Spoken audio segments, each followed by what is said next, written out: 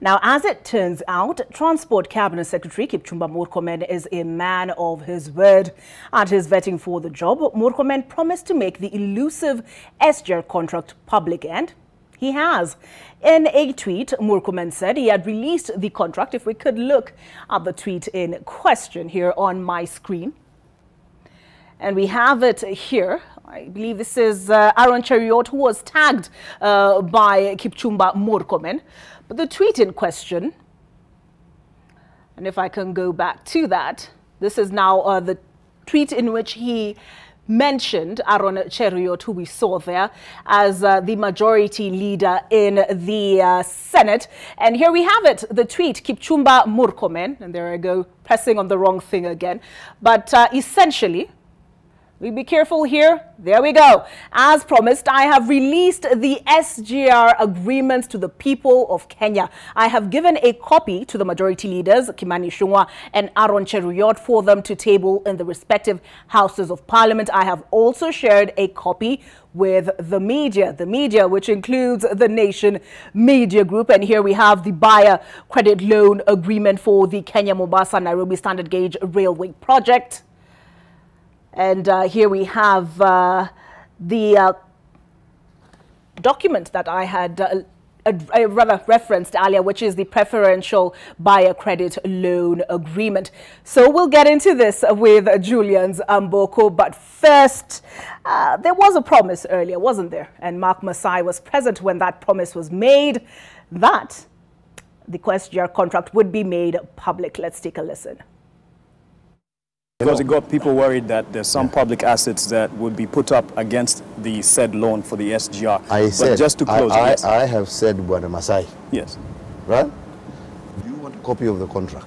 Yes, and that's what I wanted to say, to ask. Do you want a copy? Yes, I do. I will give it to you. And Kenyans as well? Just so that... Yes. I thought through you, you will pass it on. Yes, to publicize it, not just to have it to me. Because when people want to have it. Uniambie, kwa hiyo contract, ni pahali gani? Nipe tafadhali. Nitakupatia. Ni mali yako jameni, yesi Mkenya. So why were the terms of the SGR agreement a cloak and dagger affair to begin with? It might have something to do with this. Listen to what the former chair of the Public Investments Committee, Abdul Swamad Sharif Nasser, had to say on the terms of the contract 4 months ago. Each of the borrowers, in this case Kenya Railways and Kenya Ports Authority, agree that any proceedings against them or any of their assets, present or future, in connection with the agreement, no immunity from such proceedings shall be claimed by it or with respect to its assets, and they irrevocably waive any right of immunity, whether characterized as sovereign immunity or otherwise.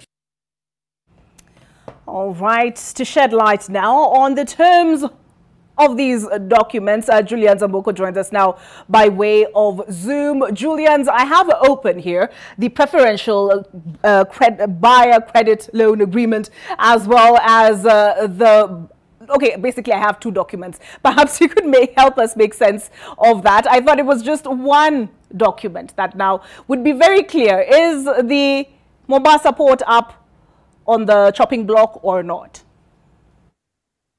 Yeah, thank you so much, Ollie, for this opportunity. I think the first thing with any loan is just to basically understand the terms that come with the lending facility itself. So first of all is that the aggregate loan size is $1.6 billion. So that's the loan that we are talking about as far as this documentation is concerned. And who are the parties? We have the Export-Import Bank of China as the lender.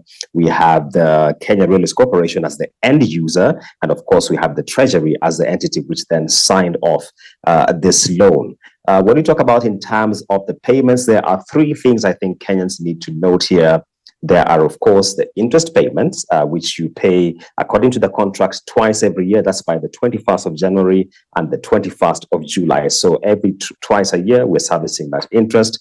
We have the commitment fees, which is at 0.25% of the outstanding principal amount.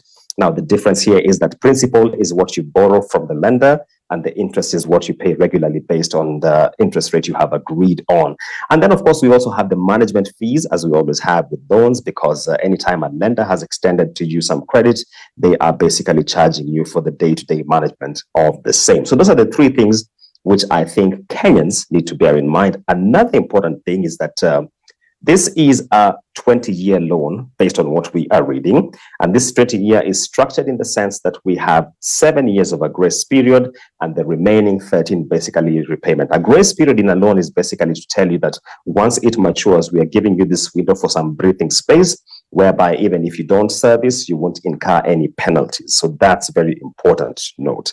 And another thing which I think is critical is that the interest rate for this loan is 2% every year. So basically, this falls within the category of what you normally call concessional financing, or financing which is relatively cost-effective based on the interest rate. In terms of what we have as guarantees for this loan, I have read especially Article 6 and 7 of this contract, and here's what I have found. The Railway Development Fund, from which proceeds from the Railway Development Levy are normally accrued, is attached to this loan. So that's the first thing I think Kenyans need to bear in mind. The second thing is that, and this was alluded to by the Transport Cabinet Secretary during his vetting, is that an escrow account was agreed between the parties, that is the Export-Import Bank of China, the National Treasury, and the Kenya Railways Corporation, to be established, and at any given time, it is capitalized to the tune of about 25 billion shillings to give the lender the comfort that in the event that you run into distress, you will still be able to service this. Another thing which I have seen is that the parties to this loan agreed to a revenue or proceeds account set up in Kenya to facilitate ring fencing or setting aside of proceeds from the SGR activity, which will be enabling this to be able to service the loan attached to the SGR. I must say, the far that I have read, I have not seen any attachment to the Kenya Ports Authority. The far that I have read, perhaps I have missed it because I was also just reading this in haste, but we continue to dig into this, Olive, to be sure that we are putting out the right information in terms of, especially around collateralization, which is the assets attached to this facility. So bearing in mind, the Railway Development Fund has been attached to this loan, an escrow account was set up as agreed by the parties, and also a revenue or proceeds account whereby any proceeds from the SGR activity then are put there for the safety and certainty of the lender, Olive. All right, thank you, Julians. As they say, the devil is in the details. And given we've just come into possession of this document, it'll take some time to interrogate the entirety of its contents. But those are the highlights, Julian Zamboko. If ever there was a man to task with that task of getting into those details, it is Julian Zamboko, the man in question, Kipchumba Murkomen. And this was the pledge he made when he appeared before the National Assembly Committee on Appointments. In my preparation to come to this committee, I spoke to everybody whom I thought was a person of influence. And none of them would tell me they have ever seen the SGR agreement.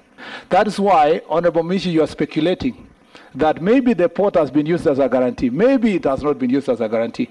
So my first responsibility when I get to office is to find where the agreement is and give it to the people of Kenya through Parliament.